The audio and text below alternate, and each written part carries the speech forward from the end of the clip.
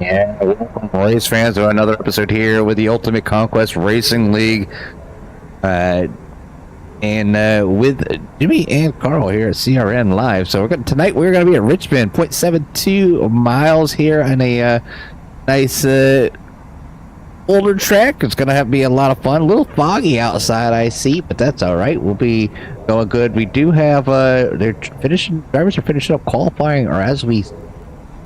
So it's always good to see where everybody's going to stand. I was not here last week, but definitely look forward to see who's going to be the winner here tonight, as we have 11 drivers out on the track here tonight. And right now, our standings are going to be as follows. We'll see. Well, we got practice. We got practice right now. So fastest there in practice to beat that number 22 with JP Phillips. Followed closely by Chris Bouchard.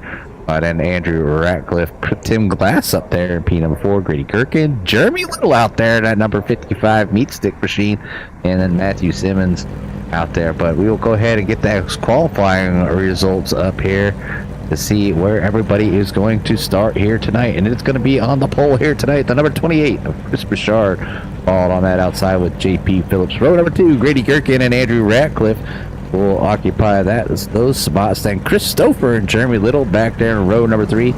Dick Lesh at number 7 with Scott Bolster in P number 8. Tim Glass and Justin Kirby will be back there in row number 5. And then Matthew Simmons at number 49 back there. But the 58 and 49 electing or not getting times in tonight for the broadcast, but for the start of this race. But we've seen drivers come from the back and win these things, so might just have had a bad start here for the evening. But that's where we're going to start here tonight. I will be joined here shortly by my partner in crime on Tuesday nights, Mr. Carl Hanwork. He's currently down there in Georgia with the Core Xfinity Series, finishing up, as it's been a tight one, and they just had a light wreck there at the end there. They're going to have a green white checker. If you want to catch the last minute action over there with the Core Xfinity Series, hop on over there down to the still the channel, same channel, so CRN, but definitely down there putting out great racing as well. But tonight we were going to have some fantastic racing here by our drivers here at Ucrl at Richmond.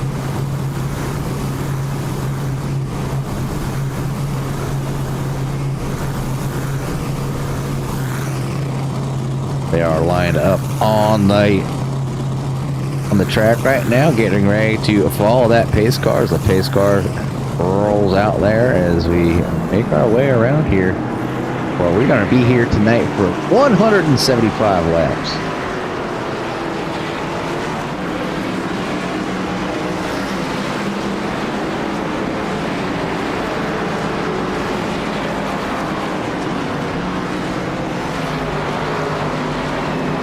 A huge fan of short tracks myself, but Richmond, no, it's under a mile, but it's over half a mile, so kind of like a track to me, and it's actually not too bad. I've had some pretty decent finishes here at Richmond, but these drivers, you want to learn something, get out here and follow some of these drivers around here from Ucrl to learn a thing or two with any car that they drive. Currently this season, they are rocking Gen 4 car. So it looks just like the ARCA car, but a little more power, a little more control than the 87s, I think, as far as the car goes, but very similar in some ways. But these drivers do a fantastic job, just putting on great races, and best two here tonight. Who will be your winner here tonight? If you have a favorite here at Ucrl, give them a shout out in the chat. Bouchard is going to bring them down, currently down the back stretch. Turns number 3 and 4. On the track map on your right side there, that little dashed red line there is the start-finish line. And they are through the Geico start zone, and Chris Bouchard take that early lead here at Richmond.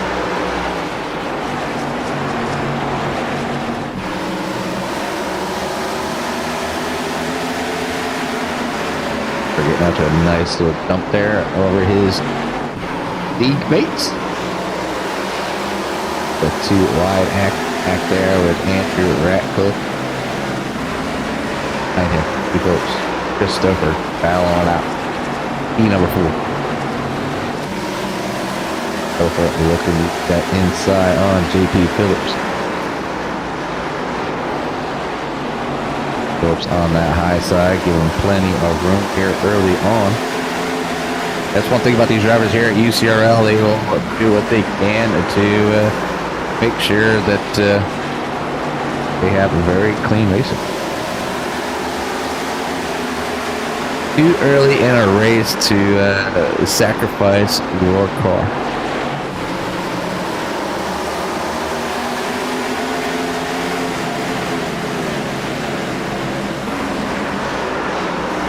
Since Jeremy decided to come out and race tonight, we give him some good old TV time in that number 55 meat stick machine.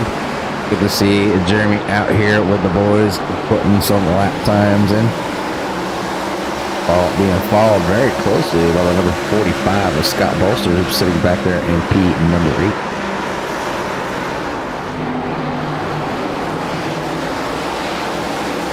Wow, pretty much most of the way back. We'll go back here to Matthew and the number 49 Scott's machine. No grass around this track in order for him to, oh, there it is on the front stretch. So if Matt needs to fertilizer down there, he can do so down the front stretch. But I don't think he's wanting to do any of that here tonight, as he is currently up 2 spots, sitting in P number 9, looking to get around that number 45 with Scott Bolster.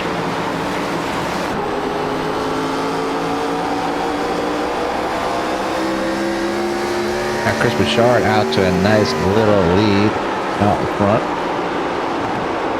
Richmond's one of those tracks that, you definitely need to be a little bit patient with your tires, because you can burn your tires up super quick here. And you can see JP Phillips using a little different line than some of the other drivers. The only one going high right now. Trying to use that. You see the 55 getting a little bit loose. Going across the start-finish line right there in front of Scott Bolster. Behind the number 20.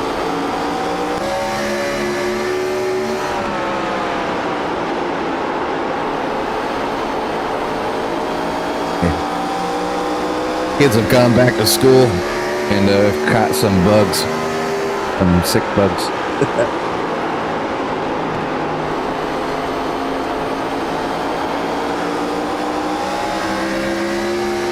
Right now it is Scott Bolster out front doing a fantastic job.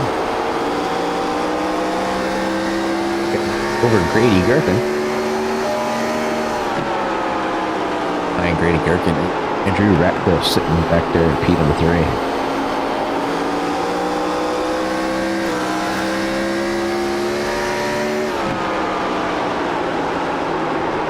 Out behind Andrew Ratcliffe, Christopher, and that number 7, Jake left. Little metallic green. Oh, he gets a little bit loose coming off it too.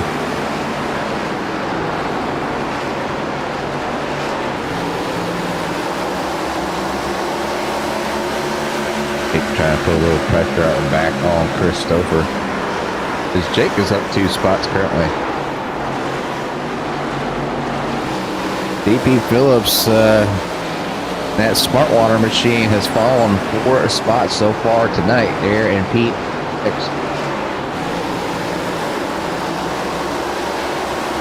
A little hanging on. Evan Matthew Simmons currently up to for 8. Go this way around Scott Bolster and Glass meet the wall up there just a little bit.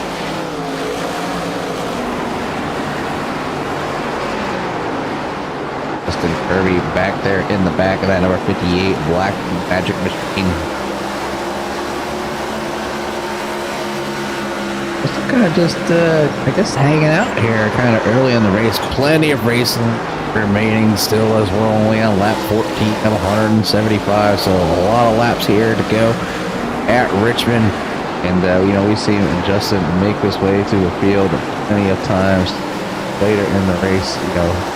One of those racers that likes the long green flag runs. And with all the drivers' talents here being pretty much equal, it comes down to, who can, obviously hit their marks, keep their tires, get good pit entries and exits, and don't get them black flags. So we're gonna have quite a few laps under green here on one set of tires. I think if I'm gonna go ahead and bounce over to their Discord, and they put out a little pre-race briefings for the drivers, kind of give you an idea how things are gonna be here.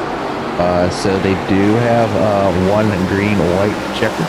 They have 4 sets of tires in the pits, and they're looking at get right around 5 to 90 laps on one set of tires. So can they do this in one lap? Yes. Will they? Richmond's a pretty short track, so going in, you lose a lot of time in the pits.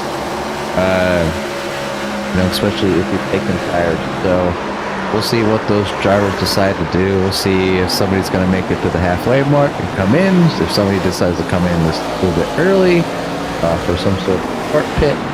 But anything can happen. But majority of all their race green. I think it's one of the highest percentages. Oh, speaking of green or lack of cautions, Jeremy Little brings out a caution here on lap 19. Take a look back here at what happened to that number 55 machine. Going down, gets down on the apron. Car comes back up on the track. Really unsettled down there. Like the water barrels. Hit the wall. Still good to go. 55 spins it around. Everybody misses him. And we'll bring out our first caution here. And with you. The drivers will take full advantage of that. You can see Chris Bouchard coming down pit lane, followed by the rest of the field. Nobody's staying out. Everybody will take. How many bad tires? Fresh tires and fuel. Get a good judge on how well they are doing within tires. I don't know if as long as these drivers are there, are out on the track. And as long as some of them green flag runs can be, I don't see some of these drivers taking tires. But Chris Stouffer rocking it out, makes it out first.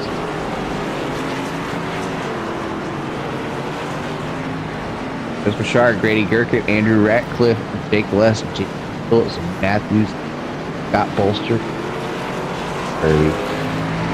55.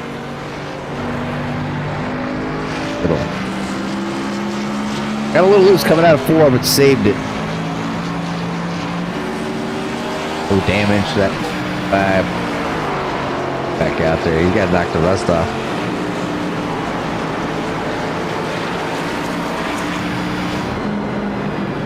And to get in here is going to be that first Stones. Fantastic.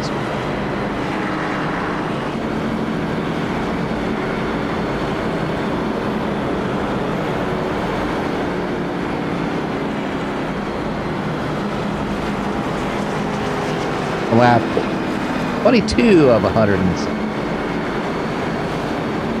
Stouffer, Bouchard, Gherkin, Ratcliffe, Lesh, JP Phillips, Simmons, Bolster, Glass, and Kirby for top 10. Very little out on 11 bar.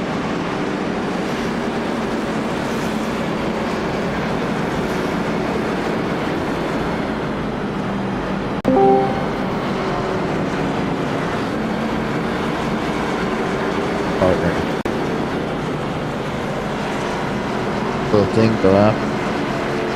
Yeah. I am indeed here, just working my way in and getting in here.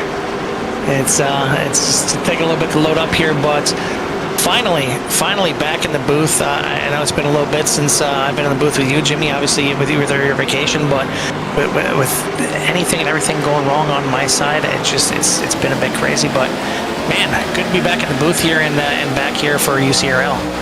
Yeah, it's been fantastic racing over here. Obviously, I missed last week being on vacation, but right now it's been all Chris Bouchard. But Chris Bouchard on that outside battling Stouffer. Just took the lead there early with a quick pit strategy call, moving him up a few spots. But Andrew Ratcliffe looking to move that number 9 underneath the 13 Stouffer to take away P number 2. Number 46 of Grady Gherkin looking to follow as well. So there are a couple of different lines working around here, Carl, tonight here at Richmond. You got the inside line that seems to be more preferred, but seeing some of the other drivers kind of moving that outside. You know, this league, they run full fuel, so you know, it's like a different animal, and they're out there for so long on some tires. You're looking at like possibly 90 plus laps on a tank of fuel, and they just come in and topped off. So we're gonna see one more pit stop. You know, that's inevitable.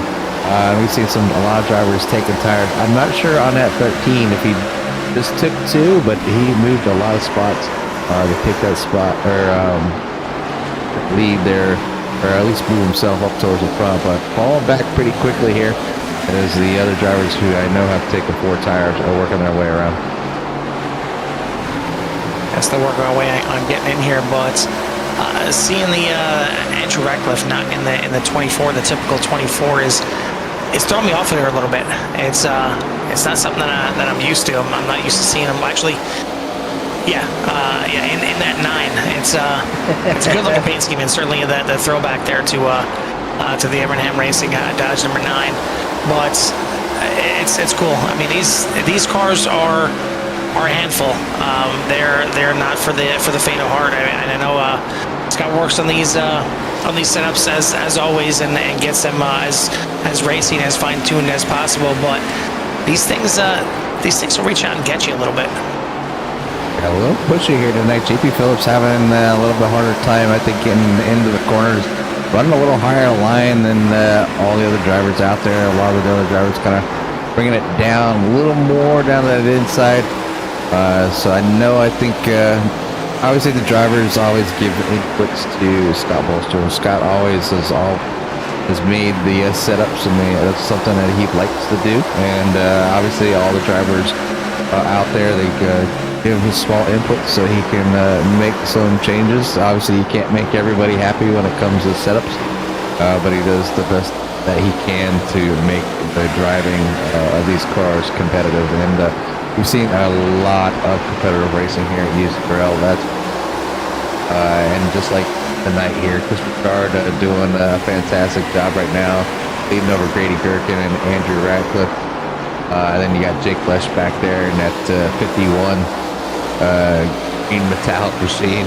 JP, I don't know. I don't like short track, so.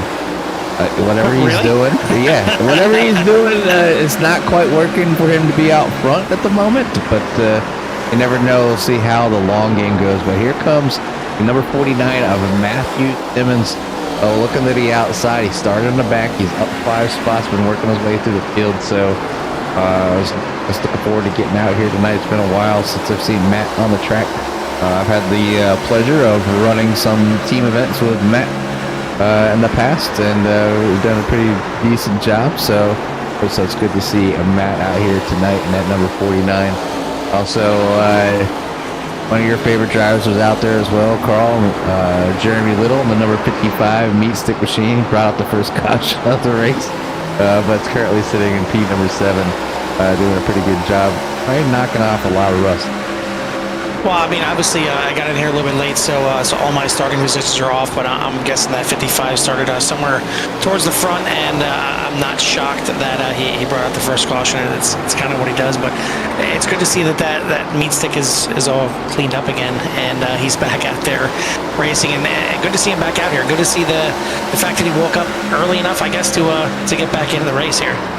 But, yeah, I mean, hopefully these guys can really help these numbers out. I mean, this league has been very good. A lot of good racing for years now, and over different series. They've run the truck series. They've run the Gen 4s now a couple times. They've run I'm pretty sure we started with the 87s with them, and and even the Xfinity cars. I mean, there's a lot of really good quality drivers in here, and I mean, whether you're good and fast and can compete with them, obviously it's a good league to join. Whether you're kind of trying to get your feet wet and trying to understand how to drive these cars on long runs, this is a great league to get into. So I mean, it's kind of it's a shame to see. I mean, it's still, you're still getting over 10, so you're happy for that. But I know Scott would certainly love to boost the numbers. So if there's anybody out there that's looking to get into it's a great league, certainly look these guys up or talk to us. We'll get you in touch with Scott Bolster, get you out here. As man, it's these cars. I can't tell if the 55 is a little bit loose, just kind of watching them here, or if these cars just kind of sit with their back end out there a little bit. But man, it seems like every time he gets on that front stretch, I see that back end out just a little bit. I'm just waiting for it, but he's doing a good job right now. Yeah, he lost it coming out of 4 earlier, but yeah, the rear end sits out there just a little bit, kind of naturally, Carl. But definitely when they got a lot of power, so when you try to get on it, that rear end will kind of kick over there just a. You can see there in front of the number 55, you got JP Phillips running that pretty high side. And it's just see how much higher he's been running through, I believe it's 3 and 4. He's been running like a pretty high line. You're gonna make me a liar this time. Of course, yeah, I see nothing. The JP trying to, I think, search around for what's comfortable for him. You know, obviously, JP is the last series champion and came out swinging and got that first win for the very first week of this season there at Daytona, and you know, last week of this, I missed it, but these guys have always put on a great show.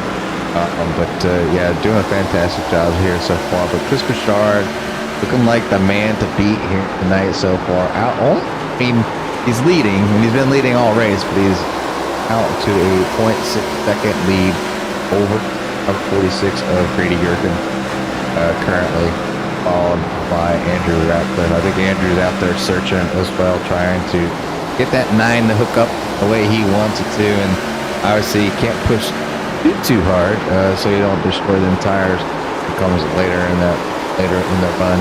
And, you know, and as we go ahead and we pull up we came in at lap 20, so we're looking right around probably 110 laps when they be pretty much towards the end of the tank. So that's a lot of laps on one set of tires, but. Well, yeah, and it's. That's really what it comes down to. I mean, of course, we've been talking about them having full fuel.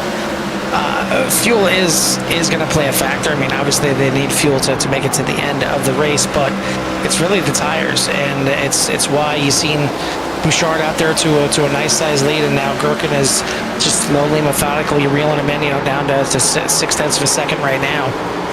And really all the field is kind of coming back together. I think there's a lot of drivers that are just kind of hanging out there, and that's why you've seen JP Phillips, like you mentioned, you know, just kind of searching around and trying to find a smooth line, because smooth is going to be fast, and it may not be the fastest overall at the time, but over the entire length of the run, that's where you're going to see that difference. That's where you're going to see them when those tires are still good and he's still got some grip in them, that you're turning, all of a sudden you're turning, you know, laps that are so much faster than everybody else because you were able to save them. And that's another thing that this league, I want them to teach me how they save tires, because it's amazing how these drivers, and it's from like top to bottom. I mean, it's not like, you know, 1 or 2 drivers that are clear and far above the rest and saving tires. I mean, the whole series here, they can save tires better than just about anybody I've ever raced with, and it scares me to run with them because I know I'm going to get in there, and there's so many times that I've tried to get out there and just, you know what, I'm just going to drive smooth.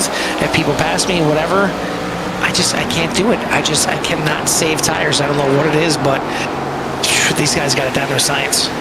Yeah, I had the pleasure a few seasons ago run these exact cars with these drivers out here, and I was able to qualify decent, mid-pack or whatever. But after 5-6 laps, I just fall a little wayside because I was just killing my tires. And these drivers here just he obviously been around a while and definitely have the skill to be able to drive a full tank of gas on ovals. You know, you get into officials, and you know it's not very often that you get into a race where you actually got to pit, take fuel, and even worry about tires too much. You know, because usually you get into an official and a caution comes out and everybody goes in, so you just go in and get tires too. So you know you don't get that in many places. You know, that green flag pit stop on an oval. It's like a part of the race that is important, especially to somebody that might race in real life. And you got to be able to get into pit entry quick, smooth, hit your mark. Get in there as fast as you can. Don't get any penalties because that can ruin your race. We've seen that happen. But yeah, these drivers got it down to a science. And a lot of tracks, obviously, some have certain tracks they really enjoy. It looks like Chris Bouchard really enjoys Richmond, but Carl, we've had drivers come in here and be like, I hate this track, and then pull off a win. So definitely good to see Chris out front here tonight in that number 28 machine. All close to there by Grady Gherkin, trying down to 0.5 seconds. Andrew Radcliffe on them coattails, though. Don't ever count out as I got a tough break there on week 1. Kind of getting spun out of it, being in the top 5 for pretty much the whole race. Even during the super speedway, which is difficult. We've seen Andrew up here plenty of times, got some good wins. Definitely a fighter and good race. Yeah, some drivers just look at Matthew. He didn't get a chance to put in a qualifying time, or he messed up his qualifying lap. Up 6 spots there, Carl, up in 5, looking to get around the number 7 of Jake Flesh.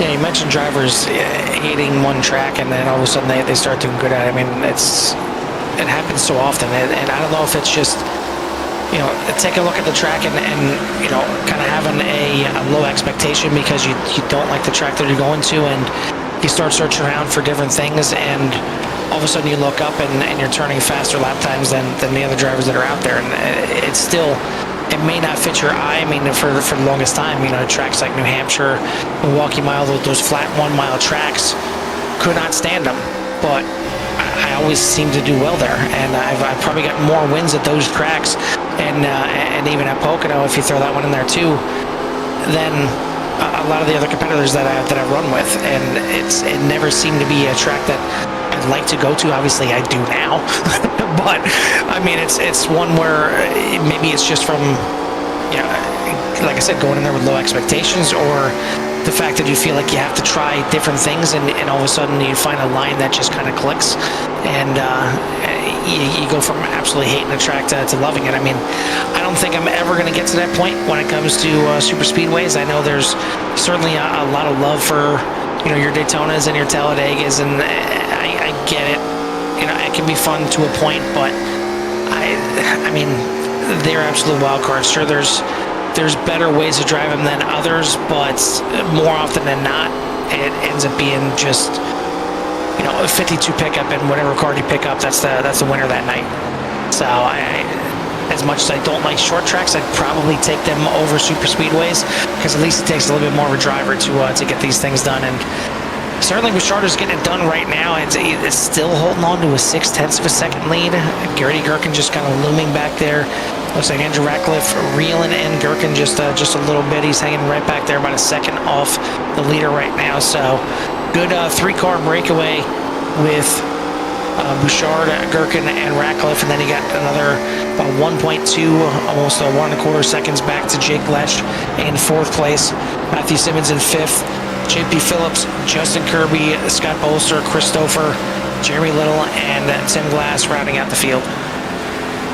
Big battle between these two right now, and Matthew Simmons doing, looking, he's searching, looking high, looking low, but it's not like a road race, and I know Matt has a lot of he prefers the road racing, but definitely he's doing what he can to make a clean pass on Jake Lesh. Just can't quite keep the momentum going, so able to kind of get in the inside or the outside of him, just unable to keep that momentum. And we talked about he was saving the tires, and it could come down to Jake's just kind of running his line, and Matt's searching and trying to push his car a little bit harder, and it could come down to where he's just gonna burn his tires up just a little bit, and we're probably not gonna see pit stops for at least another 40 laps.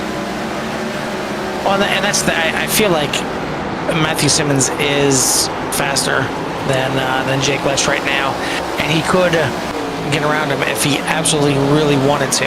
You see him looking a couple times, and he's hoping that Lesh makes a little bit of a mistake to make it easier, but he's got his mind on the tires. You can tell by the way he's driving. He can throw it in there, he can force it in there, he could drive harder into these corners and try and get that power down and really drive hard out of the exits.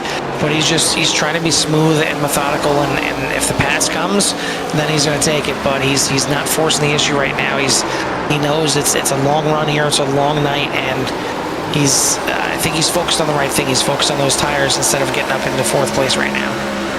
Got plenty of racing remaining. There's still, still over 100 laps remaining. 107, 8, something like that.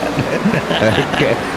Numbers are in the triple digits, but plenty of racing still remaining here tonight as Chris Bouchard leads. Got this battle we've been watching here closely between and Matthew Simmons, and then JP Phillips kind of hanging back there, still trying to get that 22 to hook up here. You got Justin Kirby back there, and that falling back just a little bit. Got both. Chris is falling back to P number 9, and we've seen Chris kind of battling for the lead there kind of early on, but whenever he decided for a pit stop last cycle,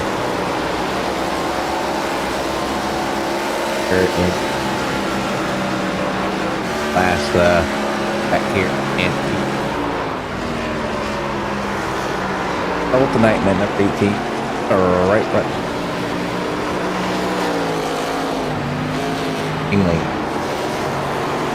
Well, you're starting to, if you take a look at the track map, you're starting to see those dots really start to spread out here, and you're seeing the dividends paid off by these drivers at the front of the field, driving the cars the way the car needs to be driven and saving those tires. And that's why we have the top 6.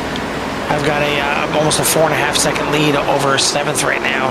Justin Kirby, who's been working his way through the field and now is finally gotten free. Everybody else is trying his best to run down the top 6 right now, and has been putting in some good lap times and faster than the top 6, but he's having to drive that car to do it. He's having to really work that work those tires maybe a little bit too much, and we'll see how it pays off when he gets there. But those front 5, front 6 guys right now doing a great job kind of breaking themselves away from the field.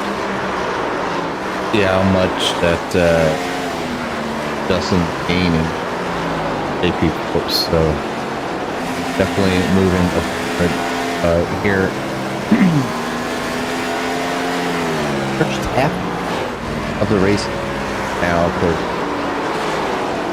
of 105, so there you got 100. Has been all Chris Bouchard from the rip. As he qualified on the pole, it's shown that he had the speed tonight, and it's definitely showing that he is the person.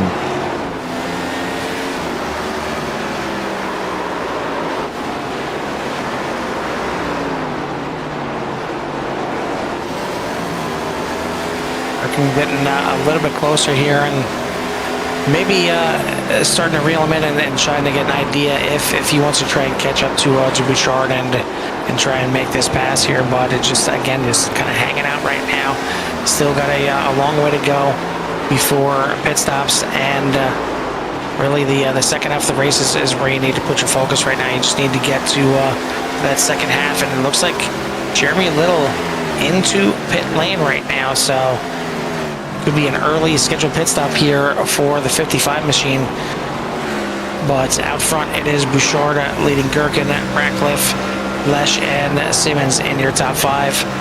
Phillips, Kirby, Bolster, Stouffer, and Glass going to round out the top 10, and then Jeremy Little in pit lane right now, getting service, and could be enough time right now, and it should be, to make him all the way to the end of this race. Completed his pit stop, and away they go there, back on the track.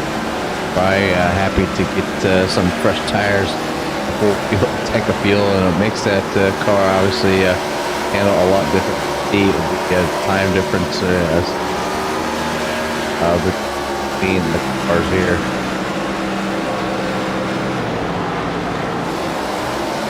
Right now the drivers are 23.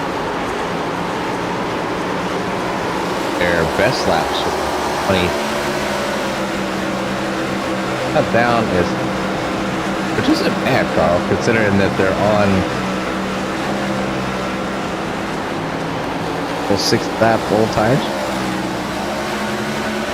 Yeah, I mean, it goes to show. Well, I mean, you take that best lap with a grain of salt. I think we're going to see some better lap times when it comes towards the end of this race. And I think their best laps right now are just kind of their best semi-pushing the car, and just kind of getting an idea and a feel for it right now. That's why it hasn't really been that much of a fall off, a drop off for these guys right now. But you see how much time you're losing in that pit road. I mean, Jeremy Little was towards the back of the field, but 2 full laps is what you're losing. And I know it's a smaller field out here tonight, so the chances of a caution go down to begin with, little on the fact that these drivers are, you know, a lot of good quality drivers. Not saying that cautions are out of the question, but you get a caution at the wrong time. You come into the pits early, and 1 lap you can survive. You know, 1 lap you can get back out there. You can take the wave around.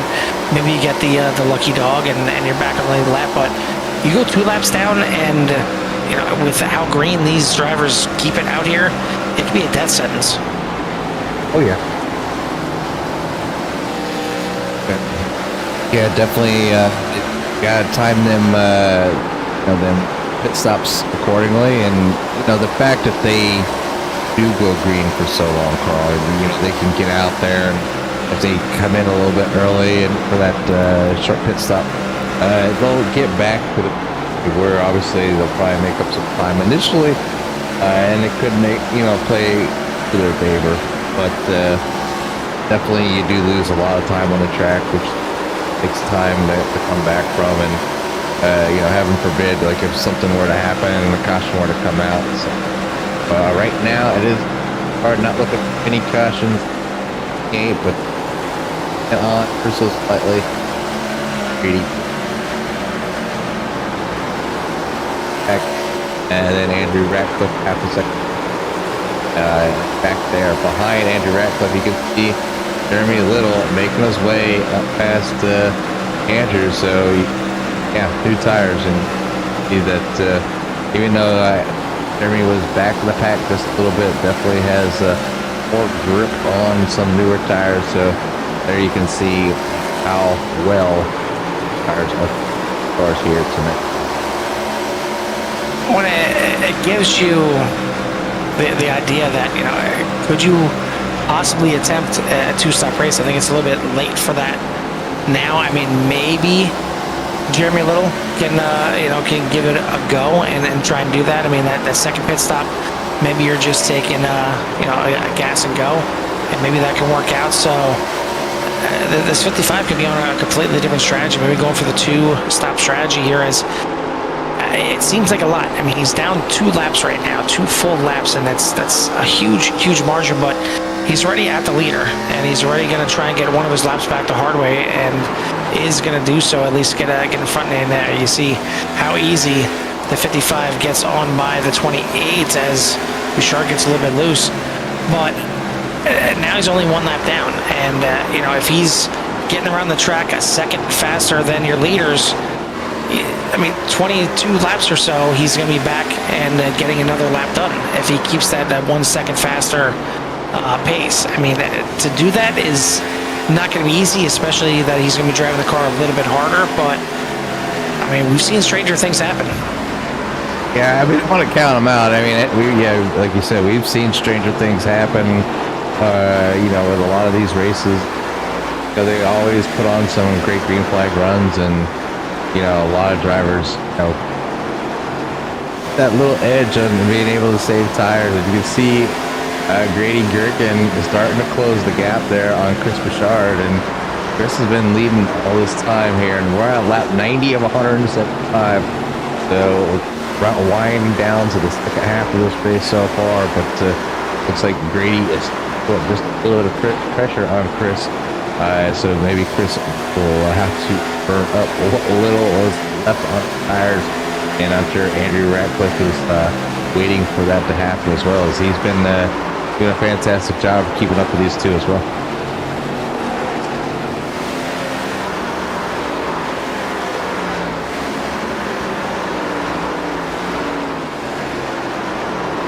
They're waiting for majority of the field to decide when they want to come in the pits. We're past our halfway, so everybody is good to go all the way to the end, and you know, for all intents and purposes, Jeremy Little could be good to go all the way to the end as well.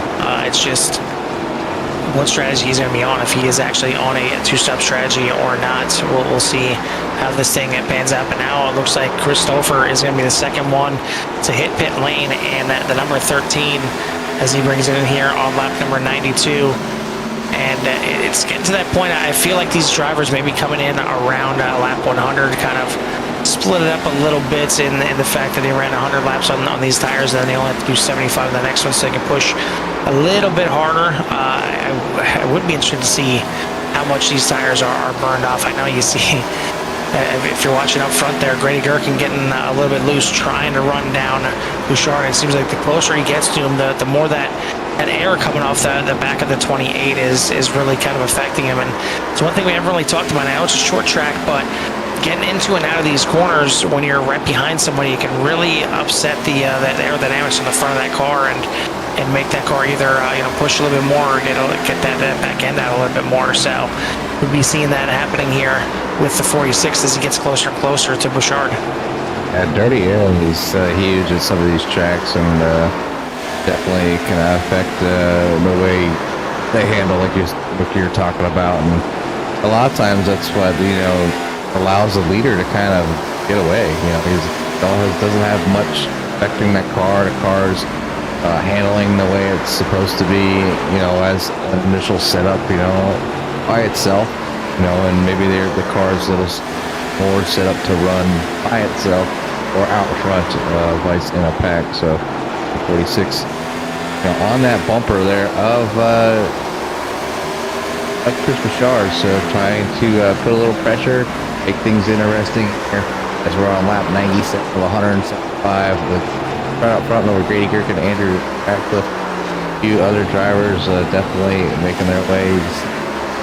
Matthew Simmons was up in the P number 4, but has fallen back a little bit, so maybe and tires have just now decided to like completely fall off. So I would imagine the 49 thinking about coming in the pits here to maybe replace those if he can't pick up those positions that he lost. You can see the number 58, we talked about him methodically and making his way up through the field. Here he is currently in heat number 4 as he makes the pass on Jake. And Matthew Simmons trying to follow suit right behind him and finally get past Jake Lesh, and he's seen the 58 just kind of send it in there, and he tries to do the same, but not going to happen. Now 3 wide coming out of the corner as the 13 there on fresh tires, Stouffer making his way on through. But yeah, Justin Kirby, he was quite a ways back. Had to reel in the front half of this field, the front five. Done so, gets past Simmons pretty easily, and now gets past Lesh pretty easily as well. So certainly one of the fastest cars out there on the track right now, and getting it done into 4th place right now. And he is running lap times that are definitely faster than the top 3, about 0.2 of a second faster each lap. So even though he's 3.6 seconds back, keep an eye on that thing, and I'm sure it's going to be coming down further and further. It's just, you know, did he save too much? And then I guess that's one way to kind of look at it. You know that these drivers will be coming down here soon to take new tires and whatnot. And here is the 28 and the 9. You can see how good the 9 came into the pits. Is right on that back bumper of the 28 as they come into the pits. You got Chris Bouchard, Andrew Ratcliffe, JP Phillips all down in the pit lane. Grady Gherkin out there. I'm sure he'll be in probably this time or next time. Yeah, there he is coming in right now. Right there in front of the 13 of Stouffer. Stouffer looking to get both of those laps back real quick to get back where he needs to be. Apparently that will put number 58 of Justin Kirby in the lead. Now, Carl, like, he saved them tires so long and he's not too far off pace, but obviously he's want to not stay out too long to lose all that time that he actually gained. Yeah, I mean, he was one of the fastest cars out there on the track, but now he's going to be one of the slower ones. Obviously, Simmons still needs to come in the pits as well, but everybody else is going to be out there with those fresh tires. They're going to be turning 22 and a half or sub laps, but now in comes Justin Kirby, not going to waste any time. He's going to have a little bit fresher tires than everybody else now, so we'll see if he can kind of maintain that charge up through the field that he's been having. Matthew Simmons going to stay out another lap and get that 49 lap led before he comes into pit lane. We're going to complete our cycle. Once he does, we'll see if he comes in this time by. No, he's going to stay out again. So maybe that was kind of the strategy as well. We've seen him back there behind Jake Lesh for quite some time, and it looked like he was trying to make the pass several times, and figure maybe he's just saving some tires and not really pushing it. Well, maybe he was saving some fuel too. So we'll see. He's going to be the last one to come into pit lane and complete the pit cycle for tonight's race, barring any kind of yellow flags.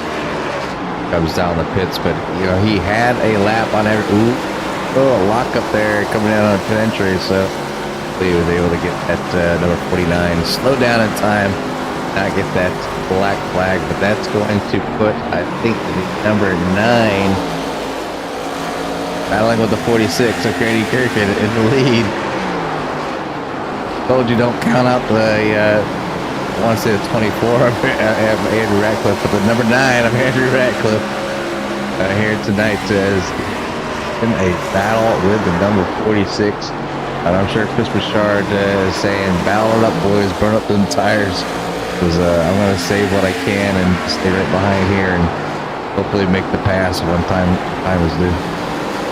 Yeah, Bouchard, I mean, all three of these drivers end up taking 4 tires, and if you look at just the pit times, all within a couple thousandths of each other. I mean, from first through third, you got 14.62, 14.65, 14.67, but where the time difference comes into play is the total pit lane time, and that is from the start of pit lane to the end of pit lane, and that's where Bouchard gave up a ton of time. Grady Gherkin with a 44.57, and that was his total pit lane time. Andrew Ratcliffe 45.08, and then Bouchard a 46.2. So, I mean, you compare him to Andrew Ratcliffe, he's over a second slower on pit lane and a second and a half slower than Grady Gherkin, and that's why you see that 28 back there in third place right now and watching this battle instead of being in the midst of it. And, you know, we talk about, I mean, I try to talk about pit, the importance of pit entry and exit, you know, quite often, you know, to kind of just make other drivers out there aware of, you know, when you're in races or league races that run longer than your sprint race and an official, you know, it's a huge part, and it's a lot of times easier to pass somebody in the pits on a good pit entry and exit than it is on the track right here, even though these two drivers are battling side by side now for the past 4 or 5 laps. And Grady has just got just a slight edge over the 9 getting around here, but I don't know how much longer they want to battle, obviously, because we still have quite a few laps remaining. So we'll see how this battle continues, but right now it is Grady Gherkin slightly that number 9 of Andrew Ratcliffe. This ultimately is the battle for the lead, but it could end up being the battle for the win. If they end up driving a little bit too hard, it's going to bring in Bouchard back into play. Justin Kirby is in 4th, but you see the gap now. That just those few laps that he was out there longer than everybody else that is in front of him, he's lost about 3 seconds worth of time. He's now back to 6.1, almost 6.2 seconds behind your leaders, and everybody's in the 22-second range right now. So there's not much that Kirby can gain. I mean, he's running good, decent laps, and they're a smidge faster than the leaders. And by a smidge, I mean, well, that last lap was 100th faster than your leader. So he's gaining per se, but the gains are not that much right now. So he's got to see some better returns. He's got to see it somewhat soon. I mean, he's still got 61 laps left in this race, but I mean, at some point or another, you're going to have to get that thing under 5 seconds, under 4, and you got to get this thing underway. Yeah, just a matter of time, I think, before some of the drivers finally make their way up through that time behind my EU. But no, yeah, but the battle still continues here between Jake Flesh and Matthew Simmons. But right now it's back for Peanut 5, and Justin has made his way up spots. Not like what he's doing is not working. He just ended up losing a little bit more time, I think, than he wanted to take there to give him a chance to get on that podium here tonight at number 58. But right now, out front is Grady Gherkin, finally getting by Andrew Ratcliffe. Fully. But I would not count Andrew out, as I know he knows, like I do, that the race still ain't as we work on lap 118 of 175 here at Richmond. Well, and with that being the case, I think it's about time to crank these drivers up here at UCRL and let everyone out there in CRN Nation get a little love to hear it. Got a rip, Tater Chip.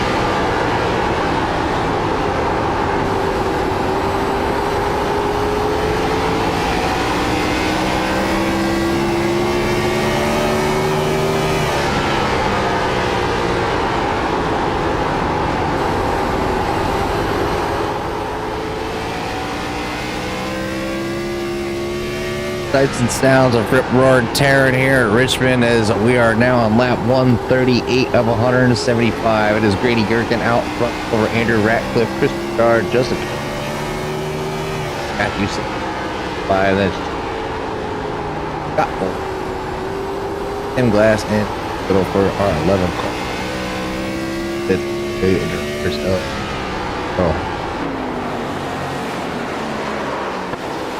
Yeah, coming up on 35 laps to go here very soon, and we've got a pretty sizable lead here, pretty sizable advantage here for Grady Gherkin in this second half, and we're seeing the lap time starting to creep up there now into the mid 23 second range, but Gherkin out to a 1.1 second lead. There was a battle between him and Andrew Ratcliffe for about maybe 15 laps or so after the pit stops, but he's finally shaken free of Ratcliffe and Bouchard as well, as Bouchard has really kind of fallen off. I mean, we've seen him in the lead and leading majority of this race, but after the pit stop, he has not been able to regain his momentum.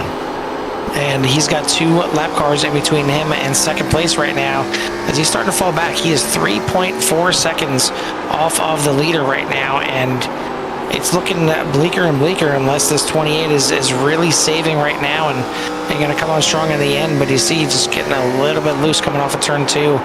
It feels like he's really fighting this thing now back in traffic. Things could have changed, you know. Obviously, a little more rubber on the track. The temperature of the track could have changed a little bit. So, and now he's driving in more dirty air than he was when he was up front. So, the car can be handling a lot different from when he was out there leading. But definitely needs to try to find out what's going on. See and make his way back up to that number 9 of Andrew Ratcliffe and maybe chase down the 46 of Grady Gherkin. Now could race him by everybody and Cowboys.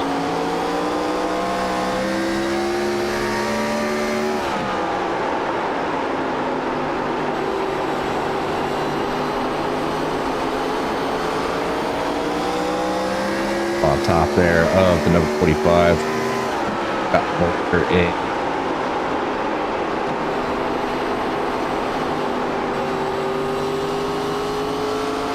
Back here battling it with Stouffer, at least trying to keep up with him in IEC. Finally to the inside goes Chris Bouchard, actually, I'm sorry, Justin Kirby, who has caught the top 3 here. He's seen again.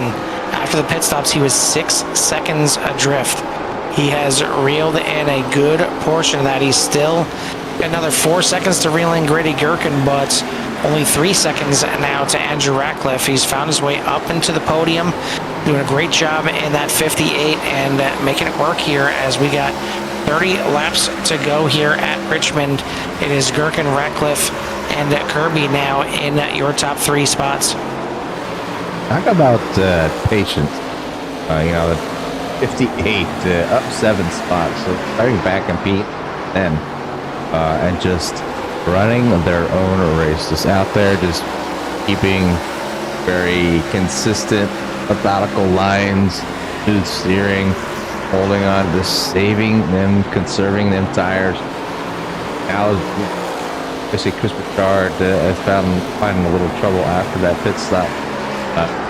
And him back just occurred to move into P number 3, but yeah, right now I think Justin Kirby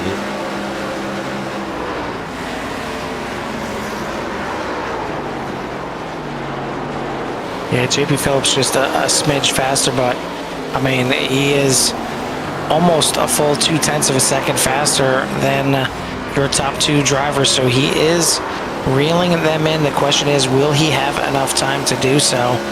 Right now, it looks like he is on the pace to certainly catch them. He's only now 2.5 seconds behind Andrew Ratcliffe and only under 4 seconds now to Grady Gherkin. So even though Gherkin is checking out on Ratcliffe by about 0.2 of a second a lap, Justin Kirby is reeling both of them, and including Grady Gherkin, by 1.5 2/10 a lap himself. So some great lap times here for Kirby, and he's got to keep him up. He's got to do this for another 26 laps to get himself up there into contention for this win. And yeah, what a heck of a drive it would be if he were to. I mean, just maybe waited a lap or two just too long when those pit stops happened. But definitely one hell of a drive from the rear to the front, just taking care of his car, taking care of his tires, and making his way forward. You know, obviously he's been lap after lap, gaining 3 tenths, 2 tenths, 2 tenths, make his way to his current. Away from Chris Bouchard right now, you know, so it definitely moving the right direction. Hopefully, not to get. I mean, he's clearly got both the leaders in his sights and trying his best to run them down. And again, the time is ticking down. And I'm not talking about the laps. I'm talking about the time that he has in between himself and the top two. You see them getting a little bit bigger in his windshield, as it's now 1.69 seconds to Andrew Ratcliffe, 3.1 seconds to Grady Gherkin. So he is definitely on the move. He's running the fastest laps on the track, other than looks like Jake Lesh ran just a smidge faster than him this last lap, but he's got a little bit of drafting help right in front of him, or at least he had in front of him with Tim Glass, as Tim Glass goes a bit wide there into turn number 3. But 22 laps to go, and Kirby's still got time. He can still run them down, and you see he's doing just that. And this thing is far from over. I know Gherkin has stretched the lead out from Andrew Ratcliffe, but he may have had his 58 on his mind when he looked at stretching out that lead at the front, because he may need every bit of gap that he's got. They definitely watching that 58, closing them down. Andrew's going to feel the 58 here rather quickly, as definitely coming up through the field. Like 20 laps remaining, and you know, Carl, I've been in this situation a few times. You know, you get to like a certain point of the race, you know, obviously you're doing well, maybe a P2 or P3, and then you just have that one guy just comes out of like, almost seems like nowhere. Obviously they've been saving their tires, and they just walk right by you. There ain't nothing you can kind of do. Just hopefully you're able to kind of minimize or not lose that position. One thing to catch them, another thing to get around them. I think the 8's going to at least get.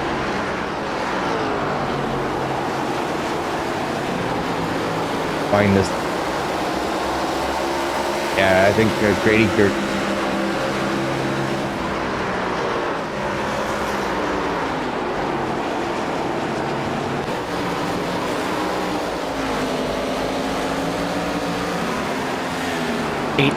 Laps left in this race now, and Andrew Ratcliffe is in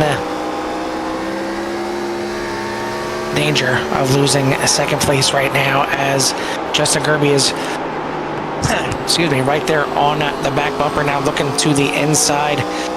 Now the question is, how much tire will Justin Kirby have to use up here to get past Andrew Ratcliffe? Because anything that he uses up, he's not going to have for the fight with Grady Gherkin at the front end. You never know if that's exactly what Grady Gherkin is doing at the front. Maybe he's saving a little bit of tire, but here comes Justin Kirby to the inside. This is the battle for second place. 16 laps to go down the backstretch for now. Andrew Ratcliffe holding him off, but another charge down into turn number 3. Justin Kirby is going to use that inside line one way or another. Doesn't get it done just yet. Still on the inside, and a shoot it down into turn number 1. Drift up a little bit, and you see he's really struggling. Like you said, Jimmy, getting to him one thing, getting around him another. He is definitely faster than the 9, but he cannot mount enough of a charge. Trying to get the crossover off of turn number 4, but still not enough. And that's, you get down there, you get alongside somebody, and basically what we're seeing is he's not able to get that throttle down as much as he would like to without really losing, you know, the grip of the car and getting into Andrew Ratcliffe. That's not the way these drivers drive here, they make the pass, it's as clean as possible on there. More time here.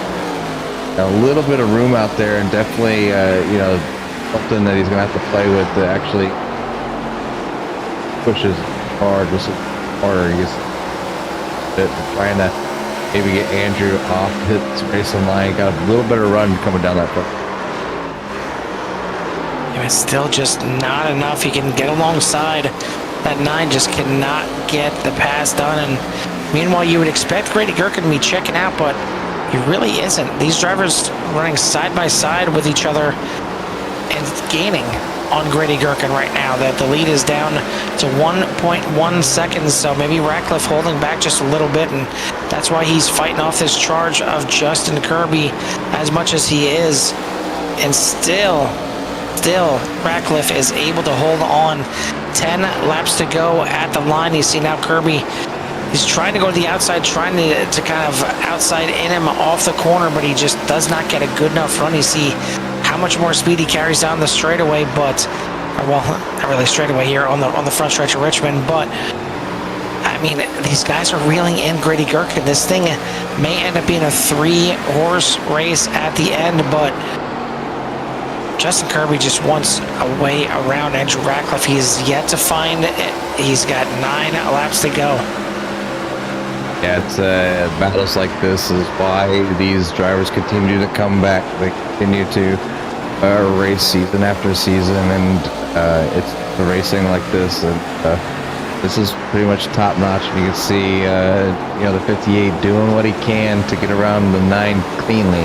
Not taking him out, not sending it in, giving him the bumper and pushing him out of the way. Just definitely trying to get the car to work to his advantage to make that pass cleanly. And it's not like Andrew's not giving him the line. He's just taking away the preferred line or pinching him down there. But he figures the 58 sending it down there one more time. Now he's alongside him. We can use that side draft a little bit on the front stretch. And you see them closing in on the 46 as their 2-wide battle is potentially going to bring them right to the back bumper of your leader. And Gherkin looks like he's struggling just a little bit here in the waning laps. 6 to go here at the line. Still side by side. The 58 trying everything that he can. He's hoping that Ratcliffe makes a little bit of a mistake, but he makes a mistake there. Gets lit up a little bit on those back tires. But man, they are right on the back bumper here of Gherkin. We've got all of a sudden a 3-way battle for the lead, and Jimmy, 5 laps to go at the line. Thin glass up on my side could play a factor here. Maybe use him as a pick. There's all kinds of possibilities here, and now I think Justin regroups here for the next couple of laps as they've caught up to Grady, but the 58 had a heck of a run on the 9 and all safe there. Got to keep it clean, but yeah, that was a close one there from the 58. I don't think he was expecting Ratcliffe to check up as quickly as he did and jumped on the brakes, still got on the back of him, but all drivers keep it straight and keep it safe. 4 laps to go down the backstretch. All 3 of them throw a blanket over them, less than a half a second separating the top 3. It took 175 laps to get a little frisky, a little interesting. You see Ratcliffe, no need to save the tires anymore. Use up every little bit that you can, but you can't get them too hot too quick or they're going to be slick and really hard to control on those last couple laps. But we've got 3 to go down the backstretch. Ratcliffe all over the back bumper of Gherkin. Kirby all over the back bumper of Ratcliffe. 2 to go at the line. 2 more laps to go. Oh, the 58 tags a wall. That's going to be a mistake there. That's going to hold them back. It's going to make this a 2-horse race up front with Grady Gherkin and Andrew Ratcliffe. Andrew looking to the outside. There's just no more grip in them rear tires. You see them when they're getting on the gas. The rear end just kind of squirreling all over the place. The 9 and doing everything he can to find that opportunity as the white flag flies. 1 more lap around Richmond. A look to the inside here in turn number 1 for Ratcliffe. very close, and Kirby right there with a big bobble there from Ratcliffe on the inside. Could cost him second place. Going to send it into turn number 3. Gets into Kirby. And looks like Kirby is going to save it and possibly bring it home in third. He will indeed. But Grady Gherkin is going to survive here at Richmond. I think that's the biggest key right there, as he survived that late charge by both Ratcliffe and Kirby. Man, that got intense on the last lap. It is going to be Gherkin. For me to say, Gherkin, Ratcliffe, Kirby, your top 3. And then Simmons and Bouchard are going to round out that top 5. A good drive there by Simmons. Didn't really talk too much about it, but he was able to get past Bouchard and finish in 4th. But you take a look here, coming to the white flag, and it looked like Ratcliffe had a chance. He looked to the inside and even got a fender in there, but it was on the backstretch that he ended up losing it off of turn 2, got a little bit loose, tried to send it to the inside still in turn number 3 to hold off Kirby, but it was just too shallow of an entry and ended up sliding directly up into the 58 that you'll see here in a moment, and hooks him hard impact into the outside wall for the 58. But luckily for him, he was able to limp it home and still get a podium spot. What a finish here for the boys at UCRL. And like I said, it may have taken quite a few laps, but man, they made it interesting. Yeah, last lap, obviously, very hard racing, and Justin doing a fantastic job finishing there in P7 spots. And I'm not going to take away Matthew Simmons' drive there and coming home in P number 4 and up 7 spots as well. So a good drive there by the first 9. But yeah, fantastic finish for Gherkin, being able to hold off the charge of Andrew Ratcliffe and Justin Kirby, and those 2 drivers just kind of giving it all they got to try to win this thing here late here at Richmond. Chris Richard ends up finishing at 5. Jake Lesh 6th, and JP Phillips finished. Christopher, Scott Bolster in 9th, Jeremy Little in 10th, Damon Glass about our 11 driver field.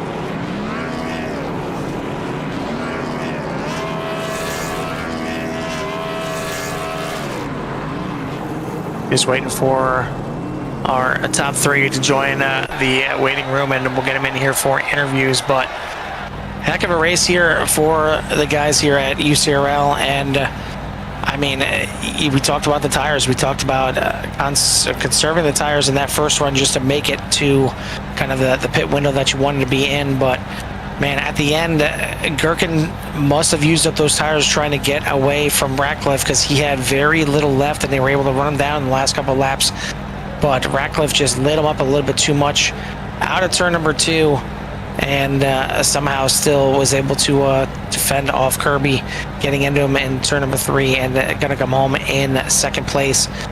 Looks like, unfortunately, we're not going to have our 3rd place finisher, Justin Kirby, here for the interview, so we'll go ahead and start it with 2nd place, and we'll get him up here in a second. Gives Jimmy time to get everything tuned in here, but 2nd place tonight, Jimmy, why don't you go ahead and take the 9 of Andrew Ratcliffe? Andrew, Jimmy, and Carl up in the booth. You copy, buddy? Yeah.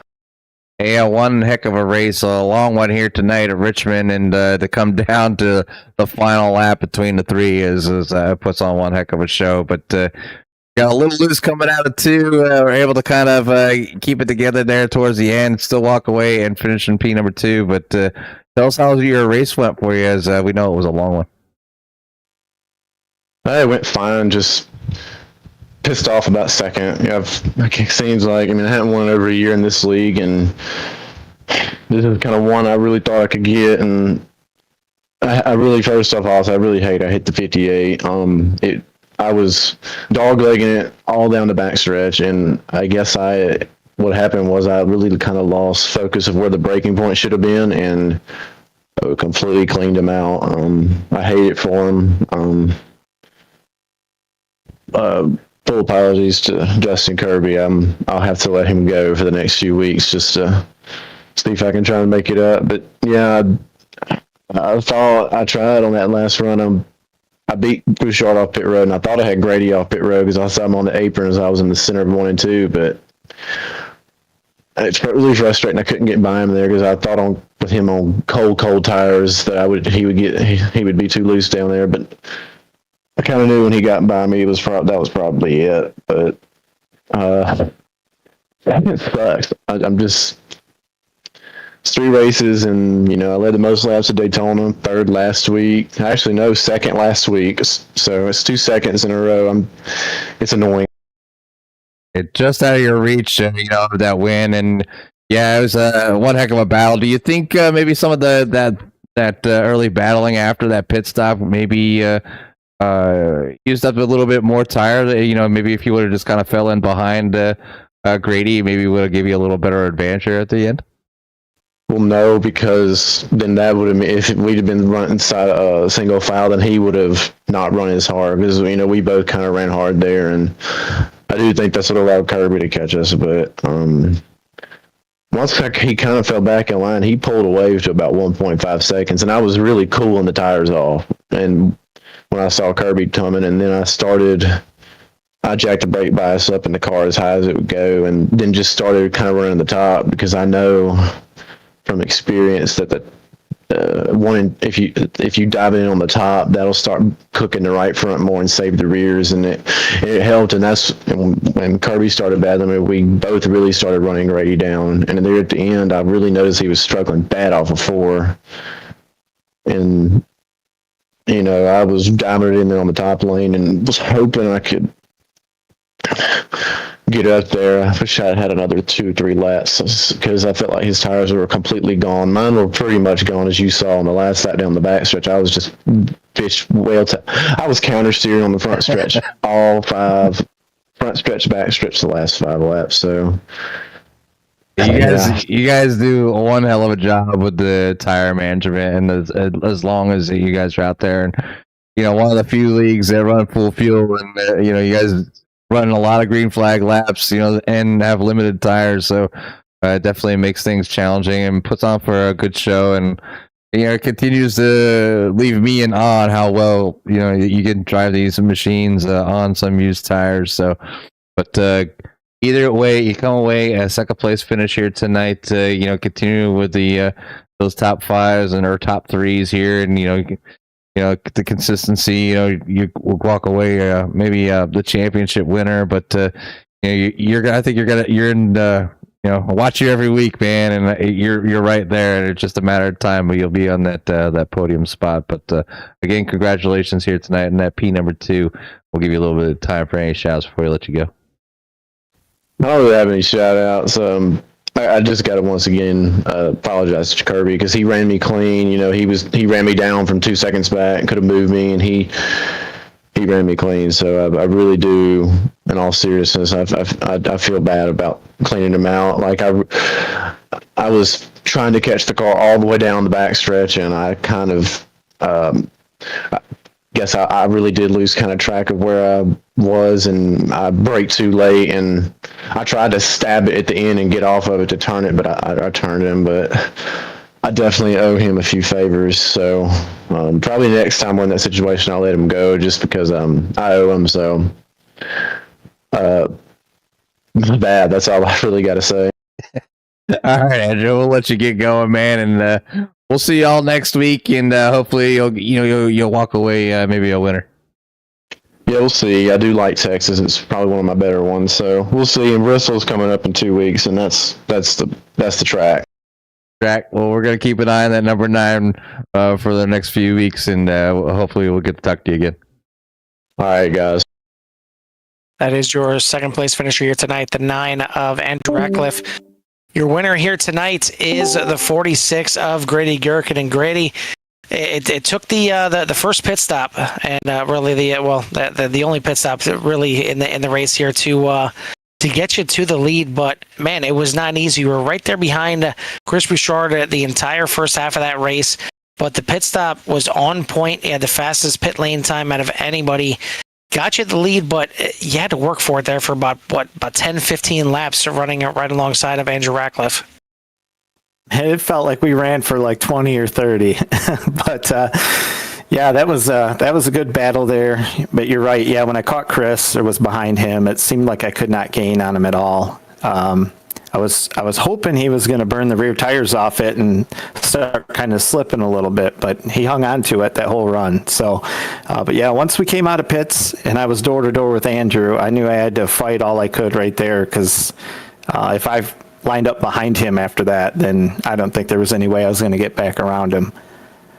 Well, you fought him off, you got the lead, and you start stretching the legs a little bit out there to about a 1.5 second lead, and it looked like it was just about in the bag.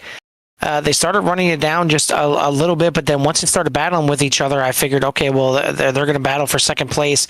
It's going to allow you to kind of stretch back out again, and that wasn't the case. It looks like you were fighting that car a little bit, and maybe kind of really coming to the end of that tire wear, and they ran it down, and it was a 3-car battle all the way to the end. Yeah, we got about 15 laps to go. I saw they were coming, and I'm like, this is not good because they were both flying at that point. I tried to step it up a little bit. I was missing corner entry, and then the tires wouldn't grip. Maybe I had a tire going down or something, but it was driving really wicked. Like coming out of the corners, I could barely even touch the gas pedal, and it was sliding the tires. So I was kind of stuck, and yeah, watching them battle, I thought for sure that was going to help me, and it probably did help me a little bit. But yeah, then they got to my door. I thought they were going to probably split me 3 wide or something like that, but ended up being able to hang on to it. Andrew got out of shape on that back stretch there. And then when I saw that, I felt like I had an okay gap to get through 3 and 4.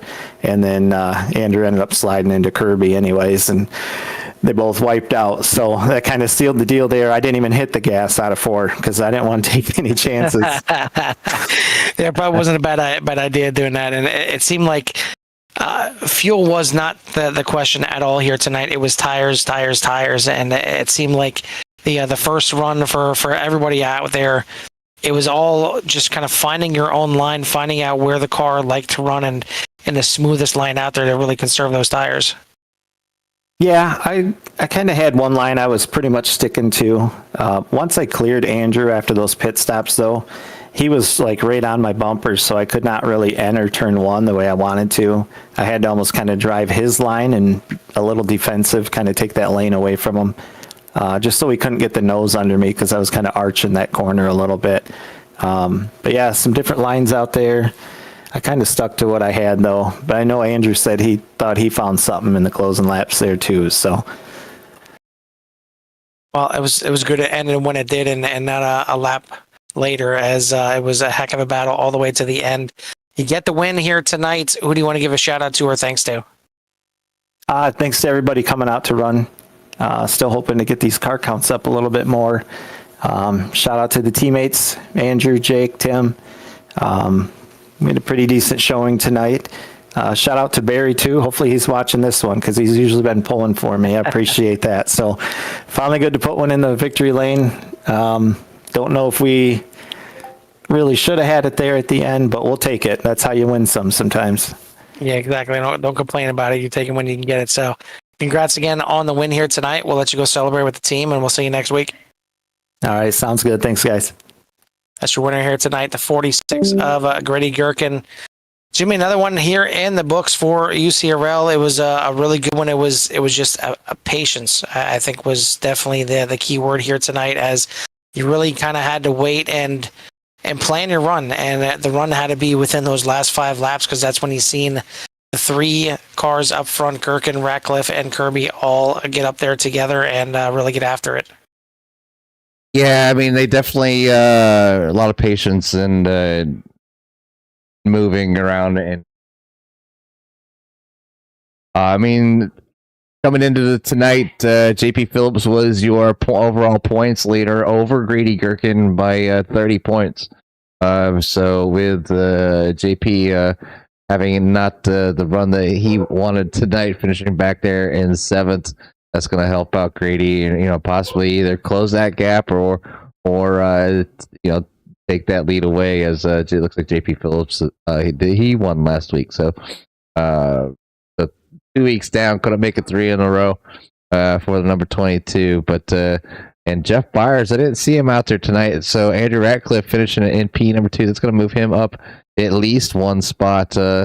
Into that third place in the points. So things tightening up towards the top, and definitely look forward to seeing any and all drivers come back out here. I see 15 names on the list there, but definitely would like to see anybody out there interested in running these Gen 4 cars. They're a ton of fun.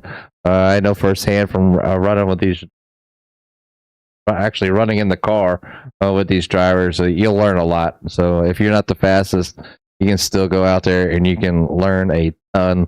I went from eating tires up in half a tank to 3/4, and then I was finally being able to at least make it around without blowing a tire on a full tank of gas. So I mean, that's just how many green flag runs that they can run with these drivers out there. But I want to say congratulations to Grady and obviously everybody else that shows up here tonight, and look forward to next week. Yeah, next week we are at Texas Motor Speedway, and really just a good-looking schedule for the 2024 Firebreathers Throwback Cup Series, is heading to Suzuka later in the year, the one and only road course, kind of smack dab in the middle of the schedule. But the one good thing, only one more short track, Jimmy, and we got Bristol coming up in a few weeks, starting off October. So really a short track. it's according to you, it's under a mile, so it's a short track. Yeah, I know, but it's like one of those few places. I mean, I actually have my very first iRacing win is there, so it has like a special pass. I don't know what to call it, but Bristol, I enjoy running there. Maybe it's the banking. Maybe it's the maybe it is big old bank in there that maybe helps. The bank. It helps me get around. It feels like corners. An actual track to you, right? But no, it's definitely it's a good looking set of schedule. I mean, yeah, you were talking about next week being at Texas Auto Club, Charlotte, Suzuka, Pocono, Darlington, Indy, New Hampshire, Atlanta. Just so many great tracks on the schedule. Definitely get out here and run with these guys. Like I said, I'll just reach out and I'll check my YouTube channel. I'll get you in touch with Scott and get you signed up for these races and come out here and have some fun. Well, that is going to do it here for race number 3 here at Richmond. Your winner here tonight, Grady Gherkin, takes it down, not without a little bit of a fight on his hands on those last few laps, but again, we head to Texas Motor Speedway next week for 117 laps at the 1.5 mile quad oval, and certainly going to be a good one out there. And we'll see how these drivers can handle the Gen 4s around Texas. But for Jimmy Covert and myself, Carl Hamwork, that's going to do it for CRN. We'll see you at the track.